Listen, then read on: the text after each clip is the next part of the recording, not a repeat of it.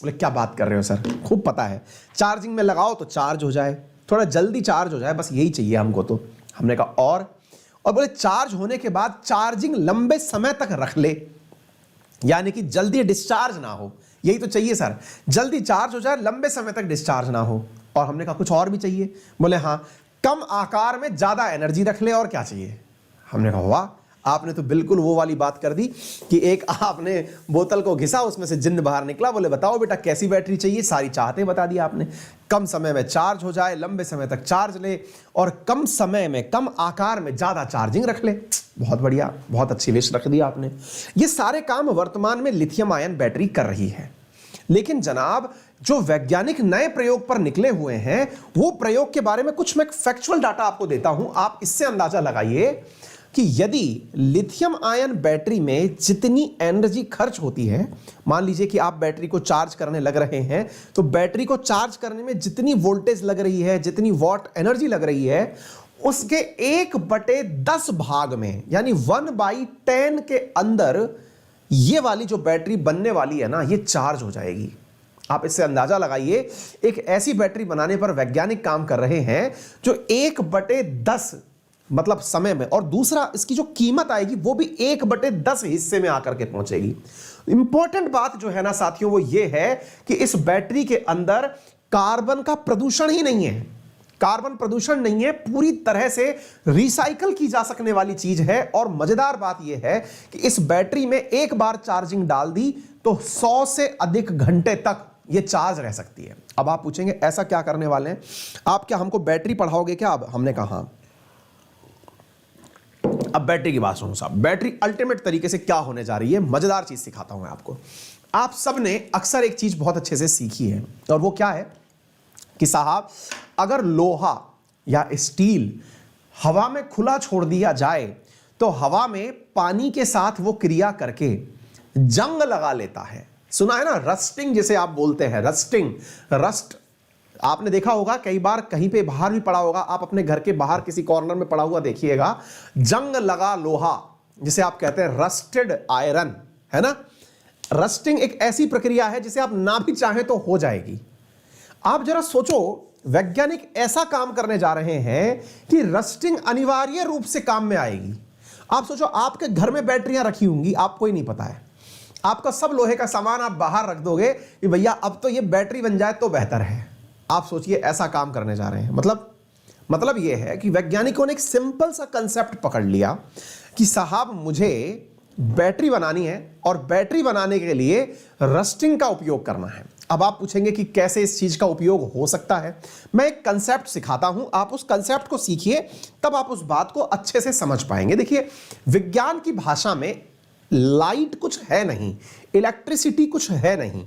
Electricity केवल एक चीज है साहब, फ्लो ऑफ इलेक्ट्रॉन। मतलब अगर मैं एकदम विज्ञान की वो बेसिक बात करूं कि साहब लाइट क्या है, ये बिजली जो आप दिख रही है ये है क्या, बोले साहब कुछ नहीं है, इलेक्ट्रॉनों का चलना जो है ना, वो साहब इलेक्ट्रॉन का चलना इलेक्ट्रिसिटी है।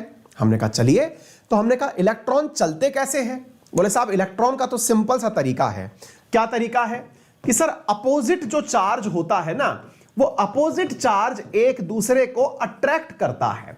मैंने कहा मतलब क्या है? बोले साहब प्लस है तो वो माइनस की तरफ आकर्षित होता है। आपको कई बार समझाने के लिए कहा जाता है कि जीवन में हर चीज अपोजिट ही अट्रैक्ट करती है। आपने इस प्रकार से भी कई बार इस बात को सुना होगा, अपोजिट अट्रैक्ट, प्लस को माइनस से अट्रैक्शन होता है। माइनस सामान्यतया इलेक्ट्रॉन पर पाया जाता है, और जो प्लस है वो सामान्यतया किस पर पाया जाता है? मेटल पर पाया जाता है। मेटल पर प्लस आता क्यों है, मैं इसके बारे में भी थोड़ी जानकारी आपको दे देता हूं। जनाब, आपको मालूम होगा लिथियम, सोडियम, इनकी खासियत क्या है? इनकी खासियत है जनाब कि ये अपनी मेटलिक अवस्था में अपने पर से एक इलेक्ट्रॉन निकाल सकते हैं। आज के सेशन में यह बात थोड़ी साइंस ओरिएंटेड होगी, लेकिन इसे समझने का कष्ट करिएगा।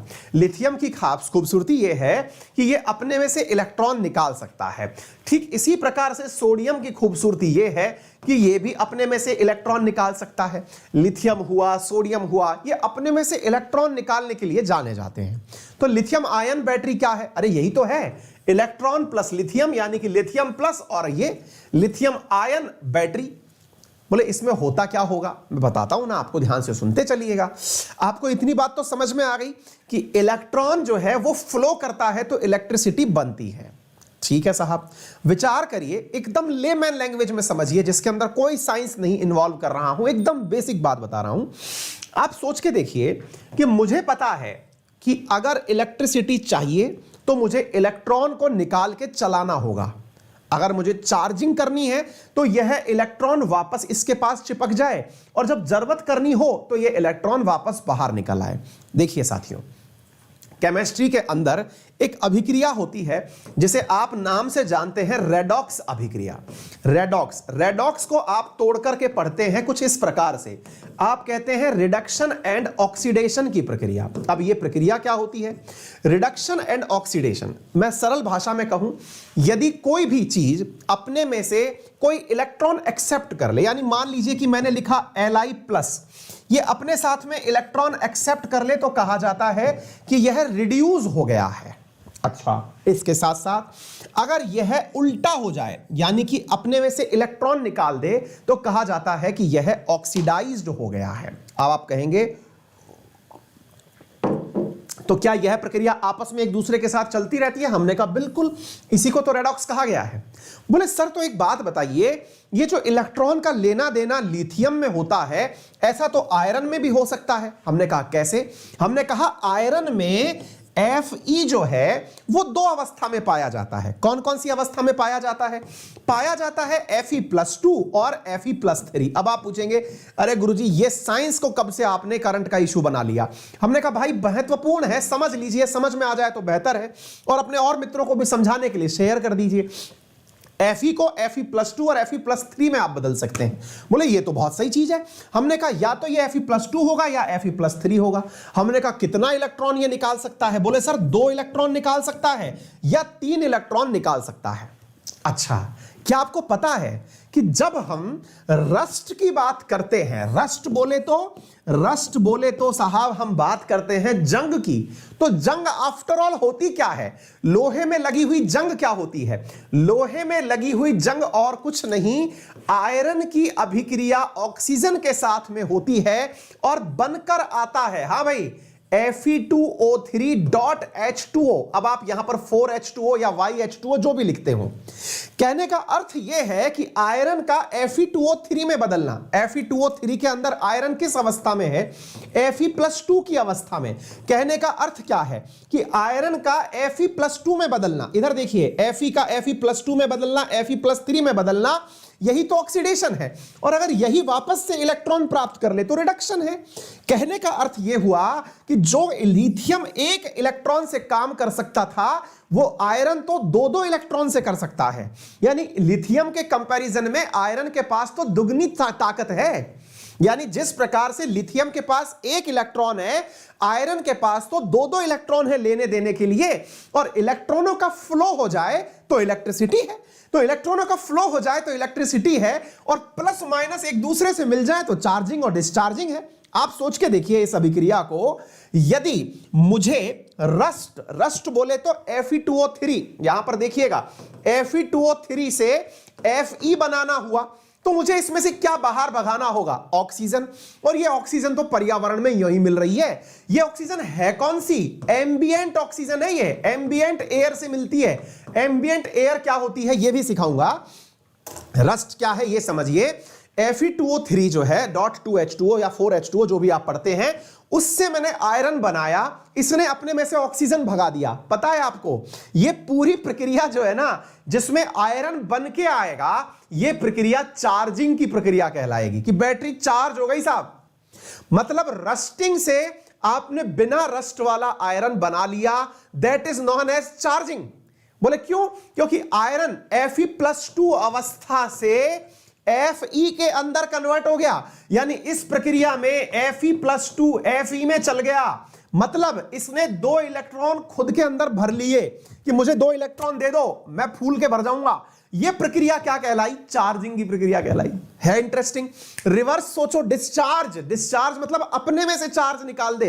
ये Fe अगर Fe2O3 में बदल जाए, यानी ये अपने में से इलेक्ट्रॉन निकाल दे कि लो भाई मैं अपने में से इलेक्ट्रॉन निकाल रहा हूं, ये डिस्चार्जिंग की प्रक्रिया है। अब आप बताइए, आपके पास कोई ऐसी मशीन बन जाए जिसमें रस्टिंग वाला आयरन हो और उसको कन्वर्ट करना है, उसमें से रस्ट हटाना है, जंग हटानी है, लाल को सफेद करना है, सफेद को लाल करना है। यह प्रक्रिया अगर साइमल्टेनियसली चलने लग जाए तो बैटरी बनने में कामयाब हो जाएगी। विचार करिए आप, वैज्ञानिक इस पे लग रहे हैं, लग नहीं इतने रहे हैं कि दुनिया को उम्मीद जग रही है कि यह काम तो इतना आसान है कि आयरन सब जगह पड़ा हुआ है, रस्टिंग के लिए कुछ मेहनत करने की जरूरत ही नहीं है, ये तो ऑटोमेटिक होती है, पड़े पड़े हो जाती है। और ऐसी स्थिति में चार्जिंग में इलेक्ट्रॉनों को ही तो पकड़ना है, और ऐसा हो गया। आप विचार करिए कितनी जबरदस्त क्रांति आ जाएगी साहब। आपको कहीं से कोई मेहनत करने की जरूरत नहीं पड़ेगी। इस काम को करने लग रही है फॉक्सवैगन कंपनी। किसके साथ मिलकर कर रही है? ये चार्जिंग डिस्चार्जिंग का जो काम है, ये मैंने आपको सारा बता दिया। बेसिक प्रिंसिपल रिवर्सिबल चार्जिंग है। रस्ट से बनाने की पूरी प्रक्रिया जो है ना, ये इन दिनों चल रही है और ये काम कर रही है क्वांटम स्केप कॉर्पोरेशन के साथ। और इसी बैटरी को कहा जा रहा है आयरन एयर बैटरी। क्या कहा जा रहा है? Iron air battery. अभी तक आप क्या सुनते आए हैं? लिथियम आयन बैटरी, जिसमें लिथियम और आयन था। यहां पे क्या सुन रहे हैं? आयरन और एयर। एयर हमारी वाली, मैंने क्या कहा? Ambient air. कई बार हम लोगों को, क्योंकि हम थोड़े से साइंस से दूर ही रहते हैं, डर सा लगता है, इसलिए हम एम्बिएंट एयर का मतलब नहीं समझते। एम्बिएंट एयर समझाता हूं मैं आपको क्या होती है। बेटा हमें लगता है कि जब भी कोई एयर बोले, जैसे मैं कहता हूं हवा आने दे, फिल्मी गाना है हवा आने दे भाई, हवा आने दे, बोले हवा का मतलब हमें लगता है ऑक्सीजन आने की बात हो रही है। जी नहीं। आप जिस क्लासरूम में बैठ के पढ़ रहे हैं, जहां आप अभी मुझे सुन रहे हैं बैठ करके, वहां पर जो चारों तरफ आपको हवा दिख रही है ना, उसमें 78% नाइट्रोजन है, 21% ऑक्सीजन है। मैंने सांस खींची, ये सांस खींचने पर पता है मेरे अंदर क्या गई? एम्बिएंट एयर मेरे अंदर गई। एम्बिएंट एयर का मतलब समझ में आ गया? ये वो हवा मेरे अंदर गई जिसमें नाइट्रोजन भी प्रेजेंट था। ये नाइट्रोजन प्रेजेंट वाली जो चीज मेरे अंदर गई है ना मेरे प्यारे साथियों, इसी को एम्बिएंट एयर कहा जाता है। यानी कि इसमें जो एयर उपयोग में ली जा रही है, ये एम्बिएंट एयर है। और एम्बिएंट एयर के अंदर कुछ लगाने का ही नहीं है बॉस, सब कुछ मार्केट में ऑलरेडी अवेलेबल है, आपको बनाने की जरूरत ही नहीं है। उम्मीद है कि आप लोगों को यह बात बहुत अच्छे से समझ में आ गई होगी। आपकी खुद की बैटरी चार्ज हो गई होगी, है कि नहीं? उम्मीद है कि आप ये बात सीख गए होंगे। साइंस के अंदर बहुत ही क्रांतिकारी कदम है अगर यह काम हो गया तो। ठीक है, उम्मीद है आप ये बात समझ गए होंगे। आने वाला समय आयरन एयर बैटरी का है, तैयार हो जाइए। ठीक है, ये हमने सारी बातें आपको समझा दी हैं। जो भी जानकारी यहां लिखी है वो मेरे टेलीग्राम चैनल अंकित अवस्थी सर पर मिल जाएगी। GK by Ankit Awasthi sir पर पीडीएफ के फॉर्मेट में क्लास पूरी होने के बाद मिल जाएगी। परेशान ना हो, आपने कंसेप्ट सीख लिया, बैटरी का सीख लिया, चार्जिंग डिस्चार्ज